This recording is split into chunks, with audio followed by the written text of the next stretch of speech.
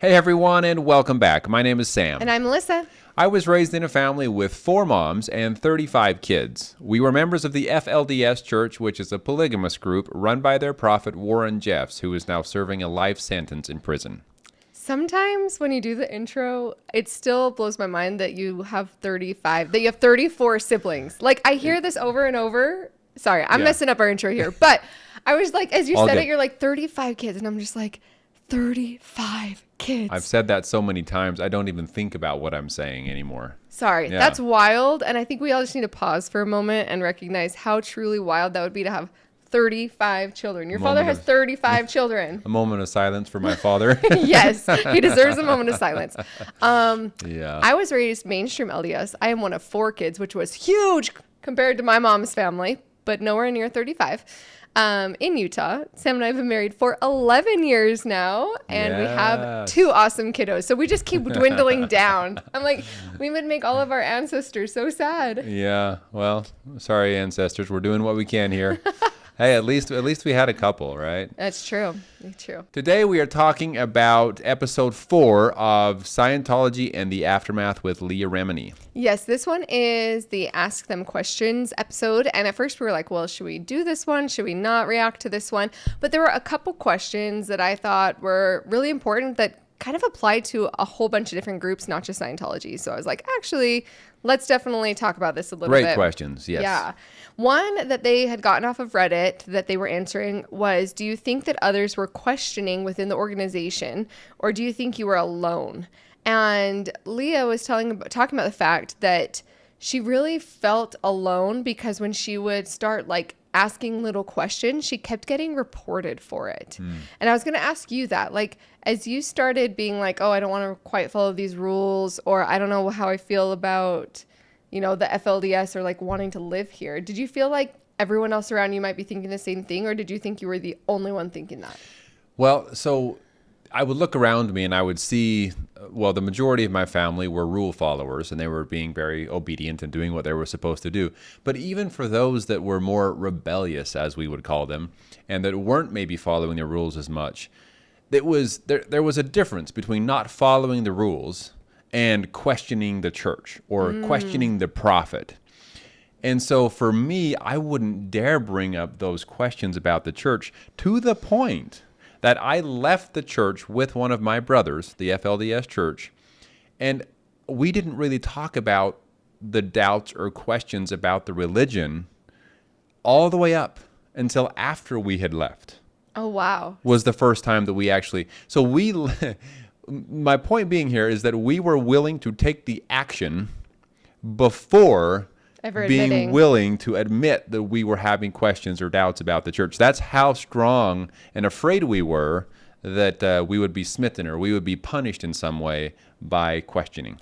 And it was probably similar to what Leah Remini was saying, where she was saying that if she did bring up questions to people, she was getting, like, people were reporting on her and giving knowledge reports, as it's called in Scientology, but basically tattling on her and saying, she's questioning this, she's wondering that. And that probably would have been the same in the FLDS, right? Like, you would have been worried about being reported for not believing. And even if it wasn't reported all the way up to the head of the church, at least getting in some kind of trouble at a family level, or I don't know, at some type of level.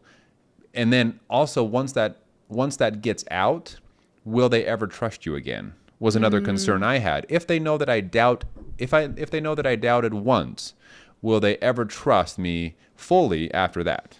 Yeah. I'd say, I mean, on a very much smaller scale than Scientology or FLDS, where there's like the disassociation and all this stuff, or the disconnection, that goes with it. Even when we were questioning and had questions with the mainstream LDS church, Sam and I were open with each other about it.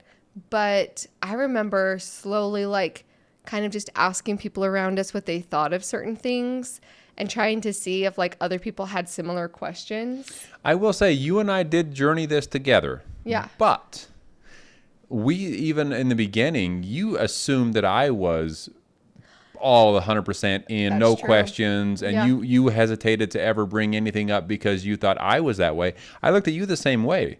I thought there's no way I would bring up any of my questions or concerns to Melissa because she is so fully in. And how would she look at me? Would she ever respect me as much? Yeah. Or could she love me as much if I doubted the church?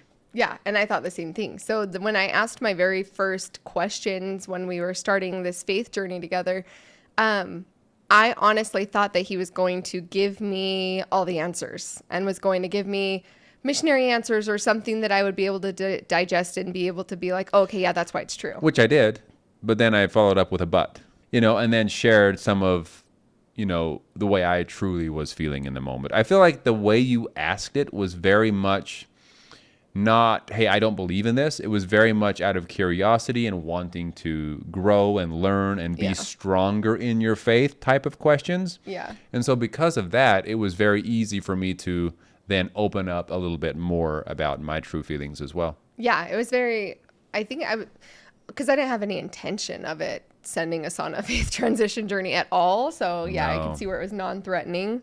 Yeah. But then when you followed up with, and have you thought about this? And I was like, wait a minute, are we opening up this playing field to like all questions? Like I felt like when you asked me a question back, if I had thought of something else, that's when I was like, oh, okay, so I'm not just asking this one question. We can just talk openly about our questions in general. Exactly. Which led to all sorts of stuff. But man, that feeling of being able to be fully open and honest, which is crazy because we've always been very open and we communicate about everything all the time. Yeah. And in our marriage, like I would have considered us being very open with each other.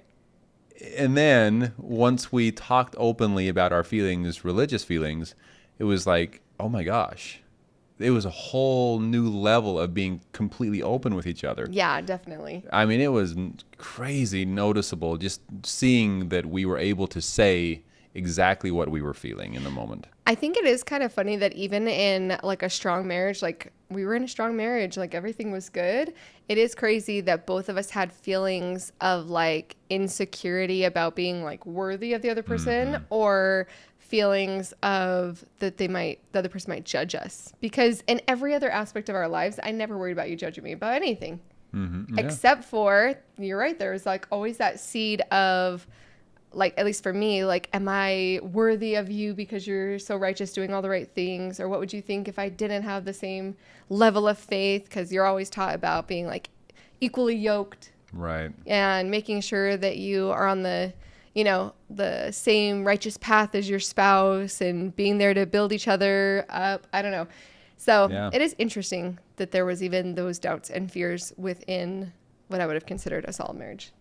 Yeah, very interesting, but I hope that answers the question here. Sorry, we're getting a little off topic. I think we did in a roundabout way. Yeah. Another question that they got asked was, how can you move past the hurt or the experiences of being within the organization when you leave? And Leah's answer was finding support groups and just cherishing your life now and being grateful for the opportunities you have now outside of the group. Mm-hmm. And I was curious what you would say. Well, and obviously you have a lot to say about that too, because the mainstream LDS church is very much about community and very much about, having this group to always turn to and like-minded people and that kind of thing. And so to walk away is very difficult. But for me, in the FLDS church, that was just the next level of knowing that you were no longer welcome around the community, around the family. So it was definitely more challenging. But for me, just like Leah said, it was about finding, I guess, not so much like-minded, but just finding a place where people would accept me and for who I was. And it just really, and I got lucky. I know that people will say, oh, no, you were just, doing the right things and all of that. But I feel lucky that I met a lot of wonderful people immediately after leaving the FLDS church that really helped me focus on, what's next in my life instead of just looking backwards. Yeah, definitely. I like that she was talking about cherishing life now and just recognizing how good things can be on the other side, because it can be really scary. There's a lot of fear, a lot of doubt, But once you get to the other side of that, there really can be so much beauty and so much happiness. And so just cherishing the life that you live in now, I think has been awesome. They talked with a woman named Paulette Cooper, and this was wild. What they Wild. put her through. Oh, talking my. about the fact that she wrote a book and then she had 19 lawsuits against her, how they were suing. And I think this is where we recently had someone on and they were talking about the fact that the Church of Scientology doesn't really sue a lot of people anymore. But this, like, it looked like the 80s, 90s, like they were suing people. They were trying to sue the pants off of people. And Paulette, like I said, 19 suits against her. Then they had a plant, like someone that she ended up dating, living with for 5 months, found out that they were a plant from Scientology.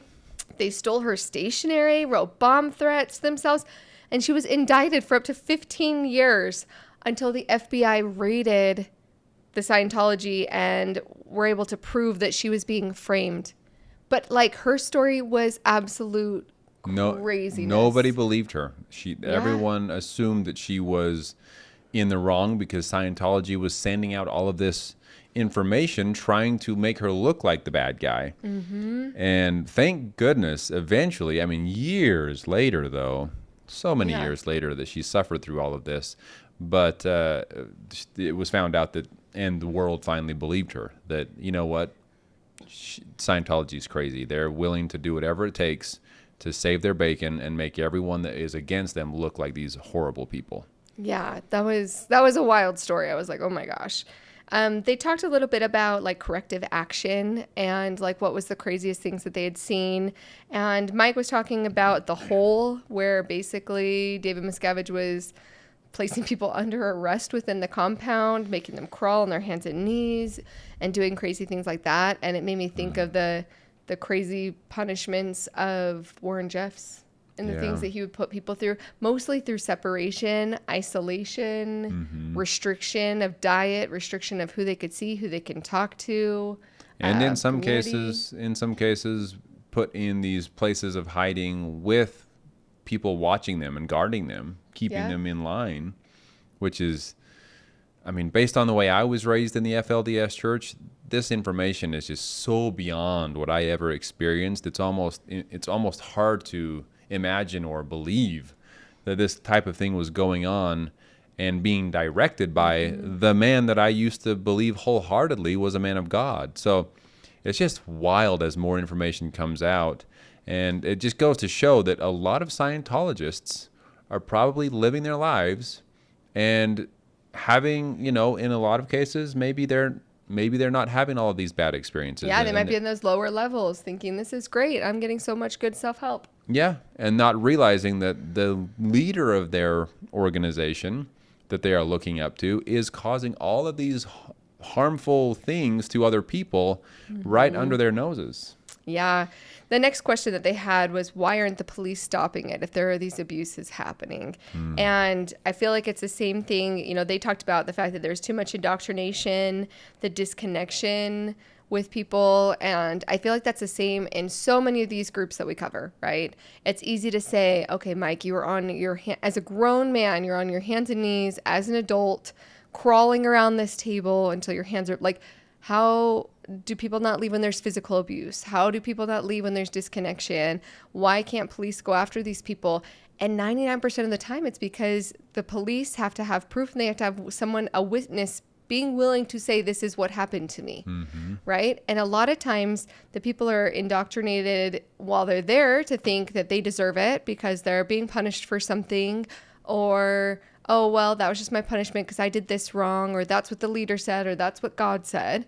So they just accept it for what it is and say, well, I wasn't abused. This is just what happens, right? And so being willing, and then sometimes it's so horrific and there's guilt and shame with what happened that they just don't want to admit that publicly to anybody in a way that's going to get that person indicted or actually in trouble or something that the police can actually go off of. And so, unfortunately, it's just not that simple to get law enforcement involved. No, in thinking back on my experience as well, if I was, take me back to my 16-year-old self, living in Short Creek, southern Utah area, and a police officer shows up and says, "Hey, Sam, I've heard that there are all of these awful things going on." First of all, I probably would have turned and tried to run away, but let's say I was willing to talk. He's pretty fast, too. Yeah. Let's say I was willing to talk, and they said, "Sam, there are all of these awful things going on within the FLDS. Can you come talk to us and share some of these things so that we can help people?" Right? That sounds like a nice thing for a police officer to do. Mm-hmm. I would have said, "Anything that you have heard against this church is wrong. It's false. That we're only doing good. We're just trying to mind our own business and serve God. Please leave us alone." That would have been my response. And that's most likely the response of most other people in these other organizations that just don't feel, even if they are suffering through something in the moment, they don't feel like it's suffering. They feel like it's doing their duty, and it's what they choose to do because it's what God wants. So it's very, very difficult for officers of any kind to get involved and try to help. I mean, they are in a lot of cases. And when they do have proof of something, physical or evidence of some kind, like the phone call. This is a bad example because it ended up being a fabricated phone call. But like the phone call from the lady saying that she was at the ranch in El Dorado, Texas, and being held against her will and all of these things, that's when the police went in and raided the Texas ranch, the FLDS Texas ranch. But it wasn't until there was that evidence or some kind of proof that they were able to even go in at all. Yeah, so it takes a lot more than what people realize to be able to enforce the law, especially in closed off groups or groups that aren't going to be open to talking and reporting to the police. They also had a guy named Chris Shelton on, and he had a different type of experience that, you were saying that you left and thought that the church might still be true, or that Warren Jeffs was still a good guy, but you just couldn't handle, you were like, I want something better for my life. Mm-hmm. He was the opposite. And he said, I didn't leave because I thought the leader was bad, but not the doctrine. And I still wanted to make it over the bridge. Mm. So I think depending on the group, you can kind of see either side.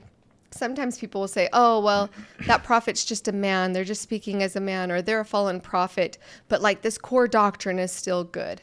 Right. And you see that a lot with fundamentalist Mormons or people that are breaking off even right now from the mainstream church and going and forming these other groups where they're like, oh, well, I don't think President Nelson's the prophet anymore, but all of this other stuff is good. And these fundamentals and what Joseph Smith restored are good. So we're going to go over here because, they would say they want to complete the covenant path, right? Not the bridge, but they want to be able to continue to do all of the things that Joseph Smith restored. Well, and giving up the idea of eternal life in Mormonism's case is very difficult.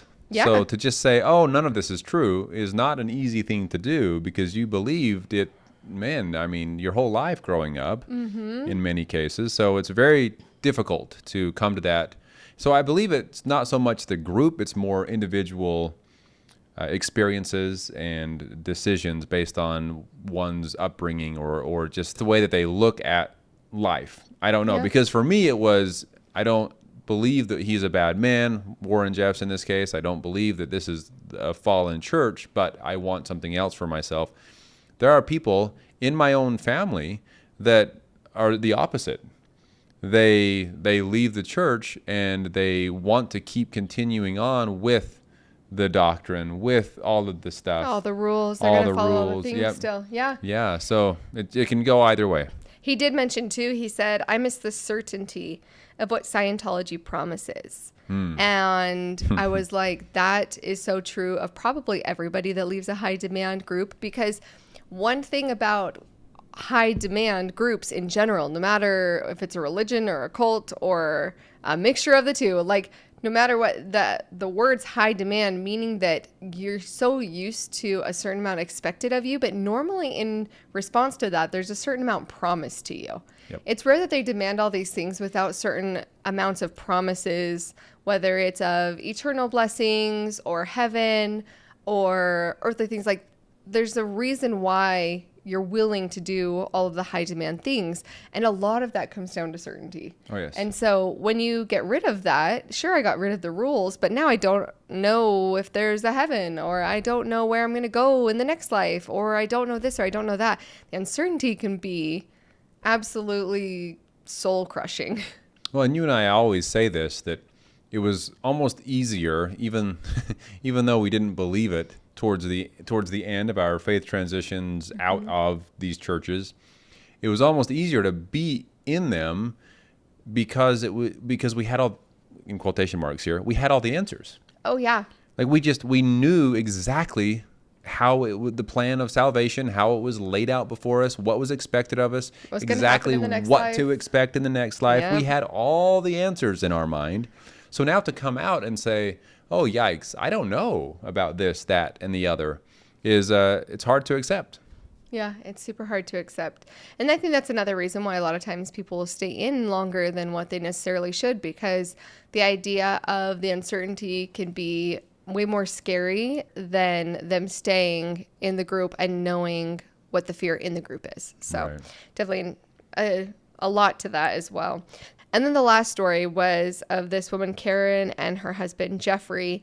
And Karen had previously been married to someone super high up. He was the president of international affairs or something like that. Yeah, I might be getting that something big. wrong. But talking about having a child in the Sea Org and how that child is taken away from you and raised completely separate, and how her son only saw her ex-husband 11 times in 15 years did he see his dad. Jeez. And then, when she did decide to leave, she was disconnected from her son, and she found out through a third party, through somebody else, that her son had passed away.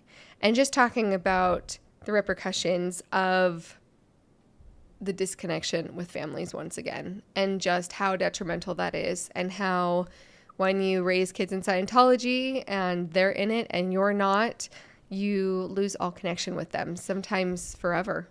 Yeah, it's so sad when I see it unfortunately a lot when talking about these different groups, that that parents have these children in these religions or in these organizations, and then the organization owns everyone's lives in Yeah. the Including sense the of the word. children. Yes, they own them.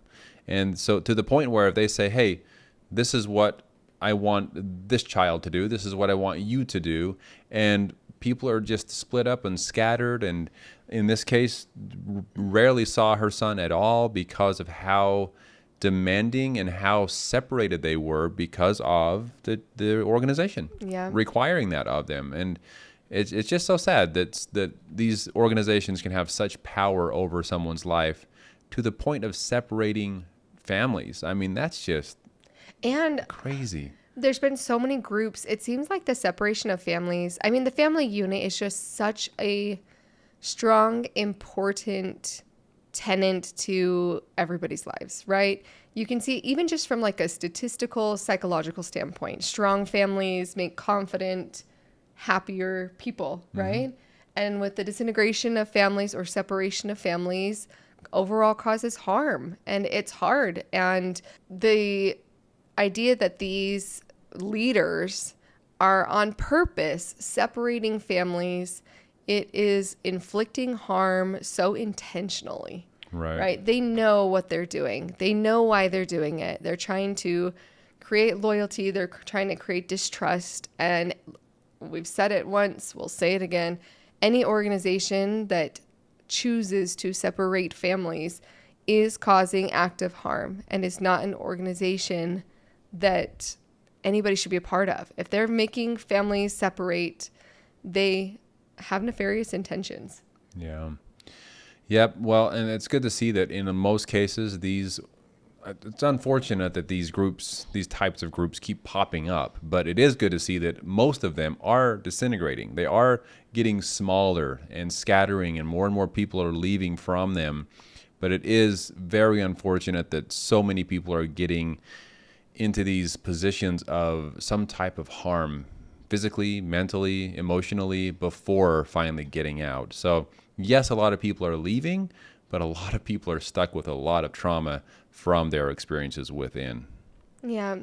Anyway, this was the one just about them asking questions. I believe we're going to get more into it, but it was a lot of questions, but then they had like multiple people coming on and also sharing their stories. So I feel like this has been like a really interesting documentary. I like the way they're doing it, where they're giving information about the group, letting people share their stories and the different perspectives that each person and their different things that they went through are really like helping us understand the full scope of what could happen within the organization. Because like you said, there are lots of people who are not going to have experiences like these people, right?